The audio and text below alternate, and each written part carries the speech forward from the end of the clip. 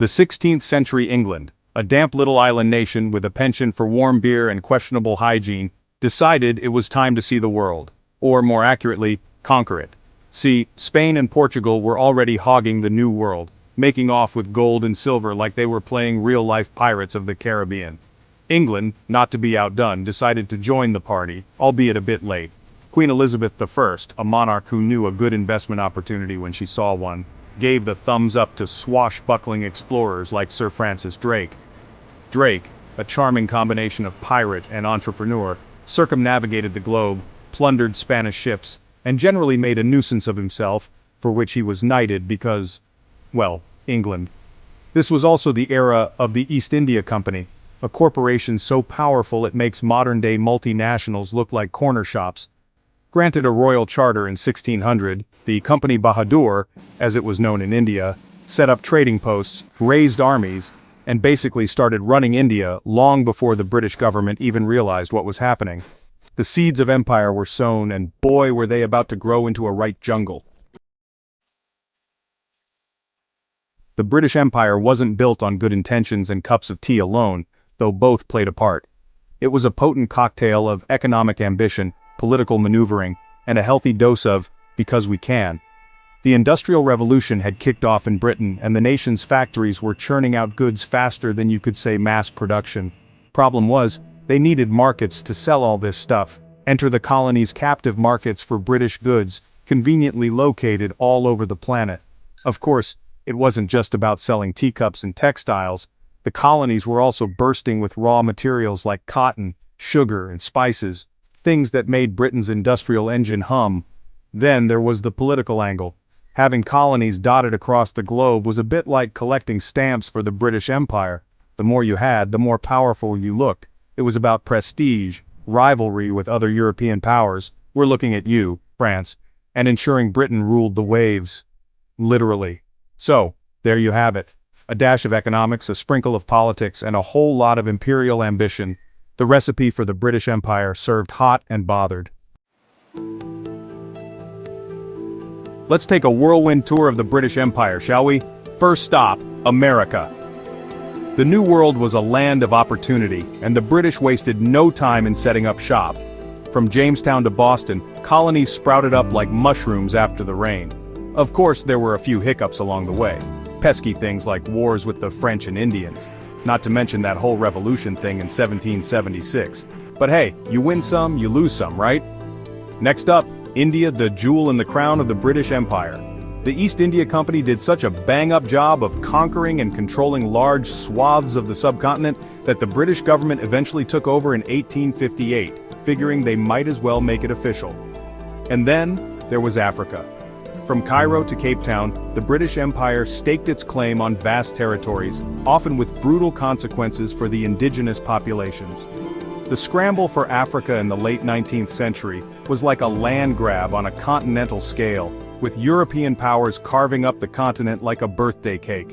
By the 19th century, the British Empire had become the largest empire in human history. Talk about an empire on which the sun never sets, they practically owned the time zones. Section 4. Emperors and Empire Builders. Meet the monarchs and mischief makers. Behind every good empire is a cast of characters that would make Shakespeare blush. There's Queen Elizabeth I, the Virgin Queen, who kicked off the whole empire business with her support for exploration and trade. Then there's King George III, who lost America but gained a reputation for madness, and a starring role in a certain Broadway musical. But let's not forget the men on the ground, the ones who did the dirty work of empire building. Robert Clive, the victor of the Battle of Plassey in 1757, cemented British control over India. Cecil Rhodes, a man with a serious case of land fever, was instrumental in expanding British South Africa, and even had the audacity to name a country after himself, Rhodesia, anyone. And of course, no discussion of the British Empire would be complete without mentioning the countless soldiers, administrators, and adventurers who lived and died in service of the crown. These were flawed individuals, capable of great cruelty and exploitation, but also of remarkable courage and ambition. They were products of their time, driven by a complex web of motivations that continue to fascinate and horrify us today. Section 5. the ups and downsides of having the Brits move in, mostly downsides. Let's be honest, the British Empire wasn't all sunshine and roses. In fact, for the people who were colonized, it was often downright brutal. We're talking exploitation, racism, cultural suppression, the whole shebang. The British, with their unshakable belief in their own superiority, imposed their laws, customs, and even their language on the people they conquered.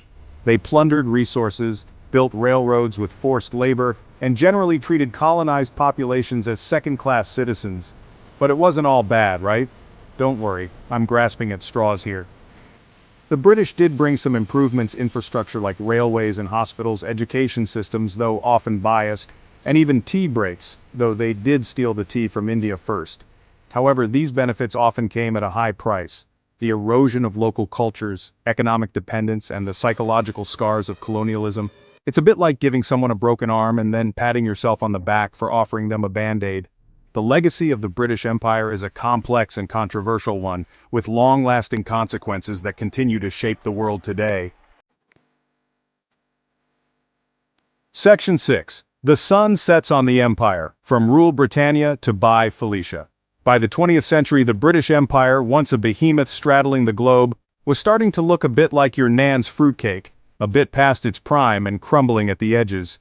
World War I, with its devastating casualties and economic toll, had weakened Britain's grip on its colonies, and the colonized world, inspired by ideas of self-determination and fueled by resentment, was no longer content to be ruled by a bunch of tea-sipping chaps across the sea.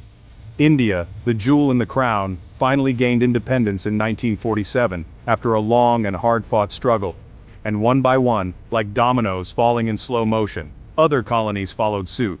The Suez Crisis in 1956, when Britain, France, and Israel got their noses bloodied trying to control the Suez Canal, was a pretty clear sign that the empire was well and truly over. The sun was setting on the British Empire, and this time it wasn't coming up again. Section 7, Legacy of Empire, a mixed bag of tea and trauma. So, what's left of the British Empire? Well, there's still the Commonwealth, a voluntary association of former British colonies, and a testament to the enduring power of nostalgia. And let's not forget the English language, which, thanks to the Empire, has become a global lingua franca, even if the Brits themselves can't seem to decide how to pronounce scone. But the legacy of the British Empire is more than just tea parties and cricket matches. It's a complex tapestry woven from threads of exploitation and progress, oppression and innovation. The empire left an indelible mark on the world, shaping its political boundaries, its economic systems, and its cultural landscape.